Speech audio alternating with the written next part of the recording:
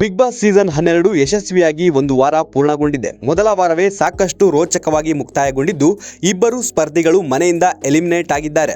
Big boss ಮನೆಯಿಂದ ಮೊದಲನೇ ದಿನವೇ ಔಟ್ ಆಗಿದ್ದ ರಕ್ಷಿತಾ ಶೆಟ್ಟಿ ಬಿಗ್ ಬಾಸ್ ಮನೆಗೆ ಮತ್ತೆ ಎಂಟ್ರಿ ಕೊಟ್ಟಿದ್ದಾರೆ. ಮತ್ತೊಂದೆಡೆ ಆರ್ಜೆ ಅಮಿತ್ ಹಾಗೂ ಕರಿಬಸಪ್ಪ ಇಬ್ಬರು ಕೂಡ ಮೊದಲನೇ ವಾರವೇ ಬಿಗ್ ಬಾಸ್ ಮನೆಯಿಂದ ಎಲಿಮಿನೇಟ್ ಆಗಿ ಹೊರ ನಡೆದಿದ್ದಾರೆ. ಬಿಗ್ ಬಾಸ್ ಶುರುವಾದಾಗಿನಿಂದ ಕರಿಬಸಪ್ಪ ಹಾಗೂ ಆರ್ಜೆ ಅಮಿತ್ ಅವರು ಸಂಚಿಕೆಗಳಲ್ಲಿ ಕಾಣಿಸಿಕೊಂಡಿದ್ದು ತುಂಬಾ ಕಡಿಮೆ. ಈ ಇಬ್ಬರು ಮೊದಲನೇ ವಾರವೇ ಎಲಿಮಿನೇಟ್ ಆಗಲು ಕಾರಣ ಕೂಡ ಅದುವೇ ಆಗಿರಬಹುದು. ಕಡಿಮೆ ವೋಟ್ ಪಡೆದುಕೊಂಡು ಸದ್ಯ ಅಮಿತ್ ಹಾಗೂ ಕರಿಬಸಪ್ಪ ಬಿಗ್ ಬಾಸ್ ನಿಂದ ಹೊರಬಿದ್ದಿದ್ದಾರೆ. ಆರ್ಜೆ ಅಮಿತ್ ಒಳ್ಳೆ ಮಾತುಗಾರರು. ಅವರು ಮಾತನಾಡೋಕೆ ಶುರು ಮಾಡಿದ್ರೆ ಎಲ್ಲರೂ ಇಂಪ್ರೆಸ್ ಆಗುವುದು ಗ್ಯಾರಂಟಿ. ಆದ್ರೆ ಈ ಮಾತಿನ ಕೌಶಲ್ಯವನ್ನ ಅಮಿತ್ ಬಿಗ್ ಬಾಸ್ ಮನೆಯಲ್ಲಿ ಸದುಪಯೋಗ ಪಡಿಸಿಕೊಂಡಿಲ್ಲ. ಹಲವು ಪ್ರಶಸ್ತಿಗಳನ್ನ ಗೆದ್ದುಕೊಂಡಿರುವ ಕರಿಬಸಪ್ಪನವರು ಕೂಡ ಬಿಗ್ ಬಾಸ್ ಮನೆಯಲ್ಲಿ ಅದ್ಯಾಕೋ ಏನೋ ಮಂಕಾಗಿ ಬಿಟ್ಟಿದ್ರು. ಅಮಿತ್ ಹಾಗೂ ಕರಿಬಸಪ್ಪ ಇಬ್ಬರು ಕೂಡ ಬಿಗ್ ಬಾಸ್ ಮನೆಯಲ್ಲಿ ಇದ್ದಿದ್ದು ಕೇವಲ ಒಂದೇ ವಾರ ಮಾತ್ರ.